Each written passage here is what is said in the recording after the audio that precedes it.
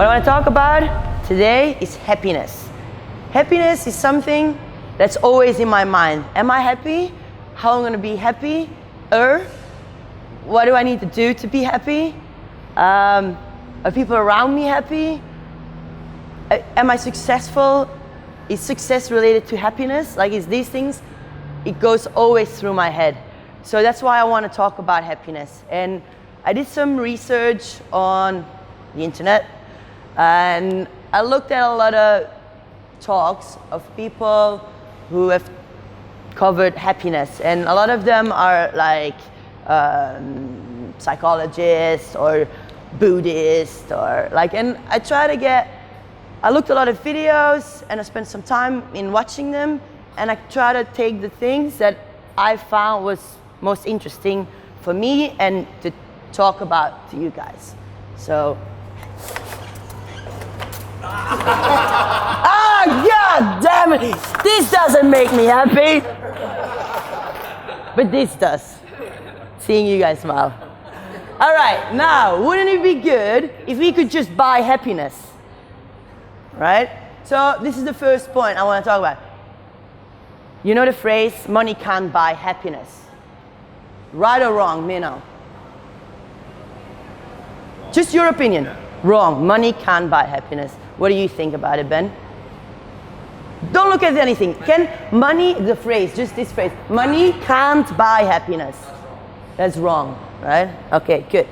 So, depending how we're going to spend the money, we could get happy from it, right? So, we all know the stories about people who won the lottery and it ruined their lives, yeah? Because they lost all their money, they spent it wrongly, and all their friends got upset with them, right? So, whenever you hear someone winning the lottery, the first thing that goes in my mind is, what would I do with the money? I would spend it like this. Marcus, what would you do when you win the lottery? You win? Nothing. Okay. Same as you do every day. Okay. Wow. That's how you would do it. Good. Like, there's nothing right or wrong. I'm just trying to find what you would do. I've thought about that a lot. Yeah. You've thought about it, yeah. We've spoken about this a lot, right? I guess. Yeah. Tom, what would you do? Yeah, I wouldn't change. Not change nothing. Okay. Good. Now, what you leave the lorry to the side. What to do with money to make you more happy is be pro-social with it. It doesn't need to be like spending a lot of money on other people or all your money, but when you, like studies say that when you spend it to someone else or for something else than just about you, it makes you more happy. Yeah, so I know when I buy someone a coffee, it makes me feel a little bit more happy than when I just go, I do sometimes. Well, we used to be with 3 coaches, and then I buy. Now, when you buy everyone coffee, you have to do 5 PTs. Which is another incentive on doing more PTs, right? Jamie, note. Okay, so there was an experiment. The experiment was done in Belgium. I'm from Belgium, so definitely going to be a good experiment. No, so what they did, they gave sales teams 15 euro. So some teams, they got to spend the 15 euros on the team itself. Other teams, they got 15 euro, but they could put it in their pocket and do whatever they want with it. All right, now, what comes from the study is that the teams who spend it on the team, the 15 euro, they started to have a better dynamic and started to work harder, and the sales gone up. So what they did was, like one team, they just bought with the 15 euro a piñata, you know a piñata, the thing with candy in, and they all just smashed it and ate candy afterwards. So think about the dynamic it brings to the team, doing something stupid like that, or to when you just you get the 15 euro, you keep it for yourself. Good, you're happy because you just got 15 euro. You could do whatever you want. But that happiness is just for a brief moment, and it doesn't really give anything back afterwards. it's a bad investment towards when you put it into the team, all right? So then I actually thought about when I read this, about an example that Paolo's Charlotte, gave me, and she was saying, Seb, her son, she's like, oh, he's waking up now at 3 a.m. to go for breakfast with all his football mates, like from school. Before they go to practice and school, they wake up early with the whole team and go in this place at Sheikh Zayed Road to have breakfast together. She's like, but I let him do, because since that moment, they've been winning every single game. Now, it's not so much the breakfast, it's the thing they did with the team. That moment makes, like maybe they woke up every morning, but there's so much more in it to doing something as a team. So that's when we actually were saying, just before in the meeting, you guys weren't there, let's just go to the beach, even though maybe not many people will show. We're going to the beach, and it's gonna make our team stronger. And the stronger we are as a team, the more it's gonna look good on the outside, and the more benefits we're gonna get from it. All right, now I need some water to go to the next point. Anything here that you wanna say before we move on? All good? No questions? Good. Second one, this is a little bit more tricky, or tricky, like more deeper. Now, what truly makes people happy? Like a lot of data is showing that if you try to chase happiness, it almost makes you become unhappy, because you're trying to chase this feeling. And it's true, like I've realized this myself as well. Like I try to always be this happy, but then maybe I couldn't get it, and then, so you can't always be happy. So it's not a lack of happiness that makes us feel like, is this it? Like, is this all there is? No, it's a lack of meaning. So, meaning in life, we need to find a meaning in life. And to do that, there's probably more options than this, but there's 4 pillars. And these 4 pillars of life, of meaningful life, the first one is belonging. So, belonging is the relationships or the groups that we have that value us for who we are.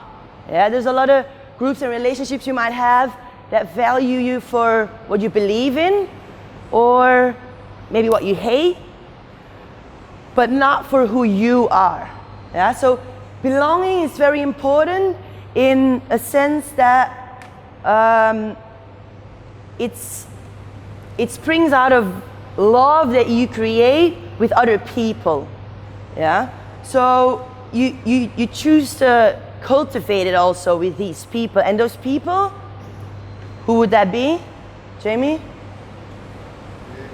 You, like friends, family, like these are the people we want to, like, belonging, yeah? So this is a very important thing for meaning in life.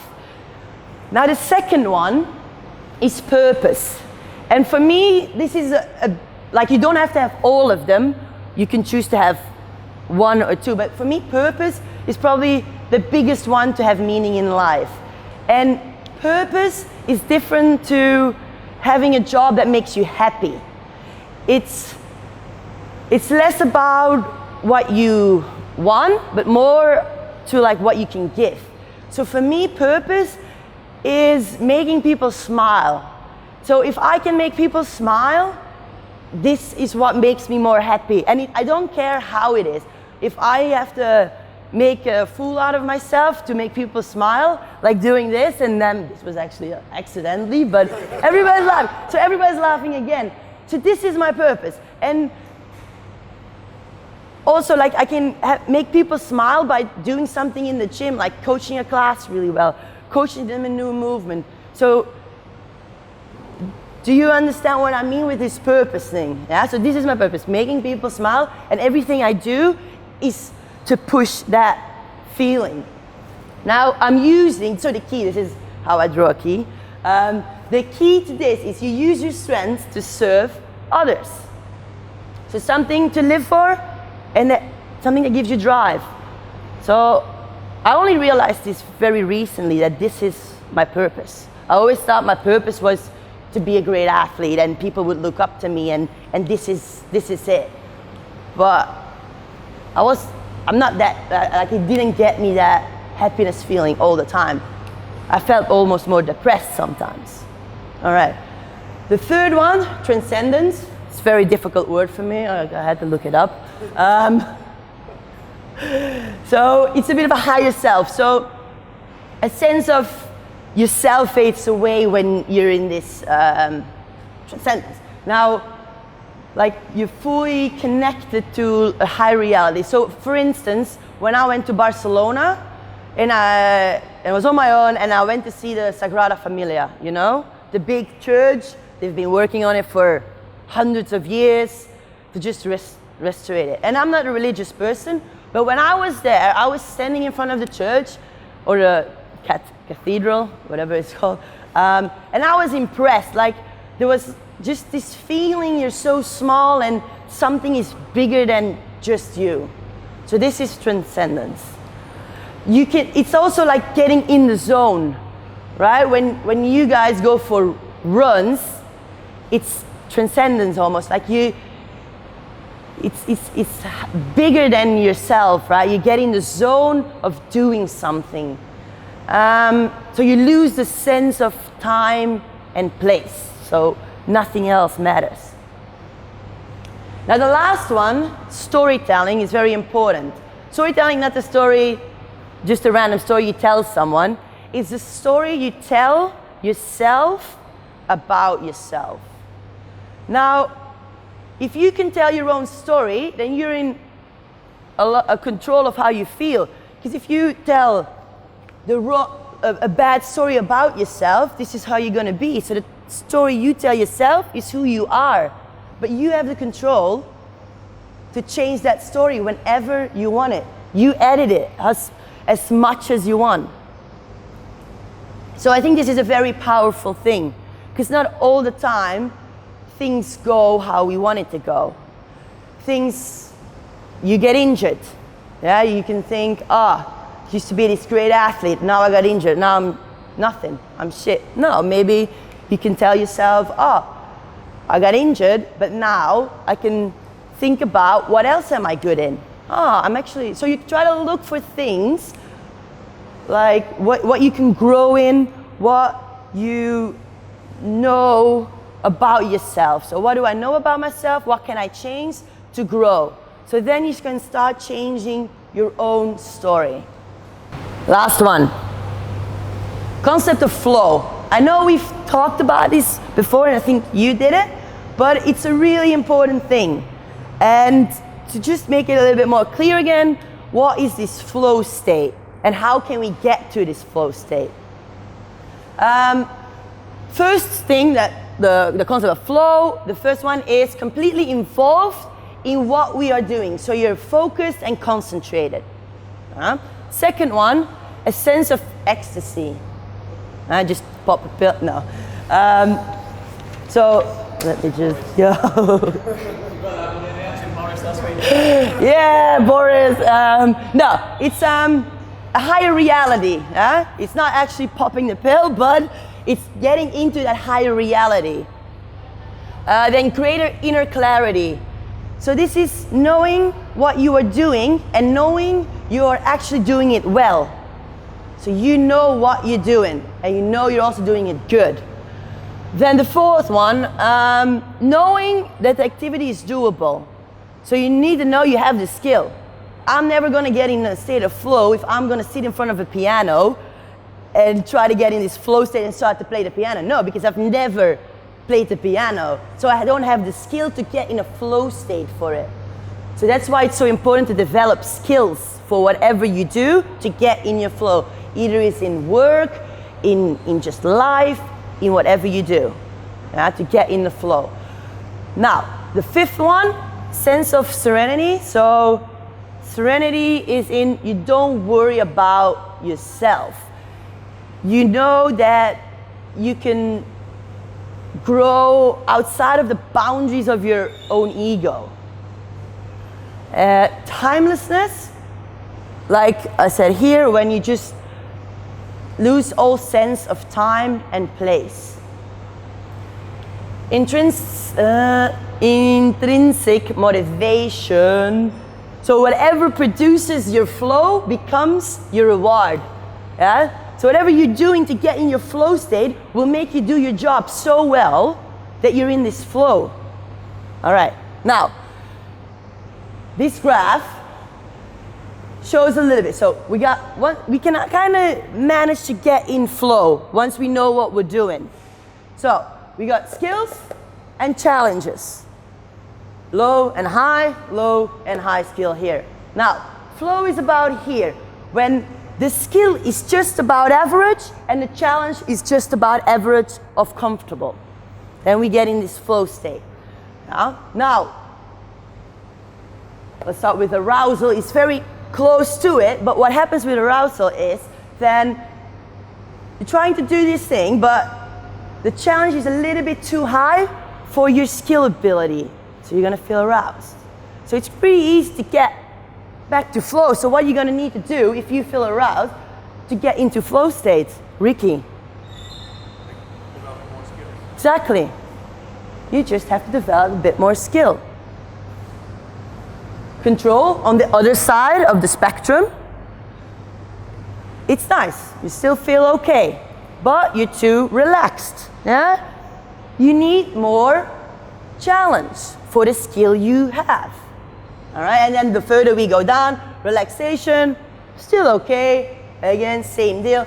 Boredom, this is where it gets like, not really, it's not a nice state to be in. You don't want to be bored with whatever you do, work or just your hobby or whatever, or your family life. Don't want to be bored in it. So do whatever you need to do to get to relaxation, control, and eventually in flow. Last one, apathy. I don't know if I pronounced that right, but apathy.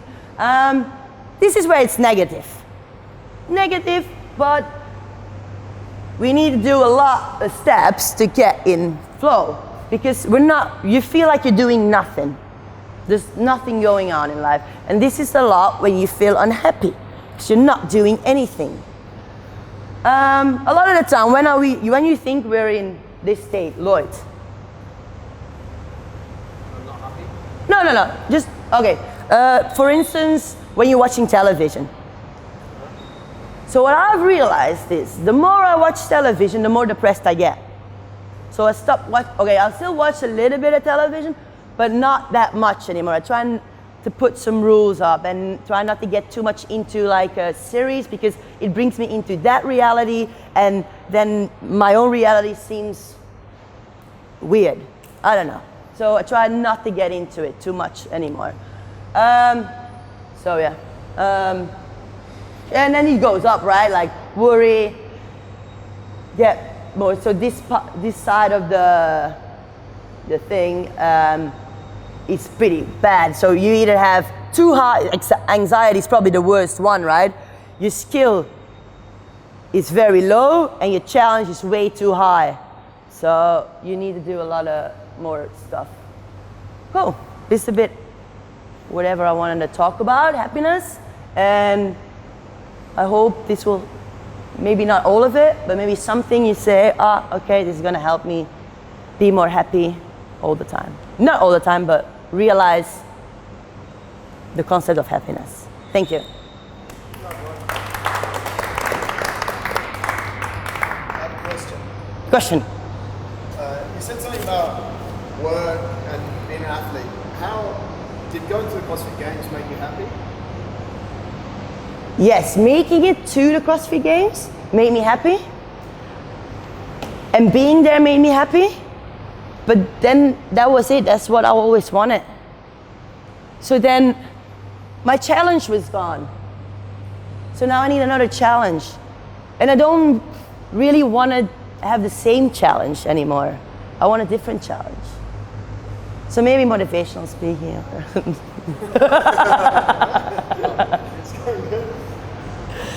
Yeah. Any other questions? Go. Yeah, another one. Yeah. What is happiness? So happiness is a state of comfort and ease. Well, there's different philosophies on what happiness is. it depends what happiness is to you. Happiness for me is when I feel inside like I just want to do everything and I want to talk to everyone, and I know this is what happiness feels like, but happiness can, in my opinion, in my philosophy, feel different to anyone else. So I think it's important to define what happiness is to you. And then, yeah, I think so too, because now I feel like I did this well and I was in a flow because I went through almost all these points and I was in this kind of flow, and I was nervous before, but I knew I researched everything well and I practiced it and I knew I was going to do a good job, so I pushed myself in this flow state. If I came in here unprepared, then the challenge would be high and the anxiety would be there, and maybe I could just talk some bullshit, but I wouldn't get in that state of flow. But yeah, I think this is why I wanted to talk about flow, because now the whole day is going to be good, because in my opinion, I'm happy with what I gave you guys. Is there anything that you've done that to get into a state of happiness when something goes wrong? I think quite often we get brought down really quick. Yeah. Quite often hard to change. So I have this note in my, I have this note in my phone now, and every time I have a little thing that makes me happy, I'll write it down. And there's some really weird stuff in, but when I, yeah, we're not gonna go in detail now. We can have a whole other conversation about those things. Don't go in my phone. But whenever now I feel unhappy, I can just open this note and I'll look at the things and I'm like, oh, I haven't been doing this and this and this. So I'll start doing one thing again and the other thing, and eventually you become happy again. It's funny like that, but it's different for everyone. Like one thing is, the stupid thing is, I want to have gum in my bag all the time. Because if I don't have gum in my bag, I feel like, fuck, I need gum. And then I'm going to ask everyone, you have gum? No. Oh, God, don't have gum? Come on. But it's such a stupid little thing. Clean socks. Make sure you have clean socks all the time. So I have loads of clean socks in my bag. This is getting weird. Now it's getting weird, right? Okay, I'm going to stop. And yeah, you have one. Go, Rob. Do you actively try and avoid things that cause you apathy, worry, and anxiety, or do you have methods to deal with it when it crops up? Well, I've been obviously in those feelings, but I just studied this now. So the thing is, now I know when I felt like that, why I felt like that. So when you know why you feel like something, you can probably fix it if you know what's the problem. If you don't know where the problem's coming from, it's very hard to fix and you get stuck. So try to figure out what makes you feel a certain way, and now it's very simple because you know, is it either the challenge that's way too high, or is it the skill that's too difficult and you just have to study more or ask someone for advice. Good. I think we can all agree on that Laura will do the next one. Last. Yeah, because otherwise we go over and we have team training. Can we presume that do people come to the gym Yeah. for happiness? Yeah. I think it's a way for them also, like exercise, like there's something I didn't put down on the board, but another guy who talks about positive psychology, he lists like 7 things. One thing is write down a journal, 3 things you're grateful for a day, and always a different thing for 21 days, and exercise is one of them. But for us, I didn't say this because exercise, we all exercise already, so we know this, but it is true for, yeah, I know. Mate, is that, okay, I believe that people come to us for happiness. A lot of people that come in, whether it's personal training for a class or for OCR or for running, whatever it is, their life has a lack of meaning. yeah? And then to them, you can argue these are the 4 pillars of a meaningful life there from a book you've taken. And Yeah, exactly. but I think what helped, like the whole process of getting someone to train with you or to train in a class and actually to keep them for a long time is helping them to define what those pillars are. In the endurance questionnaire, we ask people like, what makes you happy? Like it's literally written in there. But I think sometimes, like maybe, I don't know if we do it enough when we come to like the first consultation for personal training or for a base fitness session. Because if you define that, and it says like what's going to make you happy, okay, losing weight. Because happiness is a byproduct of these things. You do those 4 things, no matter what they are, happiness is the byproduct. So the activity is those 4 things, is eating better, it's going to make you look better, you're going to be happy. Training more, it's going to make you feel more energy. So almost there's a process here in this middle bit that you can adopt to go through with clients that will help them identify why they're here. Get my point? It's the same as what you said, Boz. Like, you've gone through this journey, you just didn't start at 200 kilos. No. You started at like 60, 70 kilos, Yeah. went up to your goal, Yeah. and then you're like, okay, this doesn't really actually make me happy anymore. No. It's exactly the same with someone who's on a weight loss goal. The weight doesn't make them happy, and then Yeah, you that's what it is. subconsciously bring in other things, like walking straight down with running. You know, that was the meaning. That's the pillar for him, was running within here that delivered him happiness.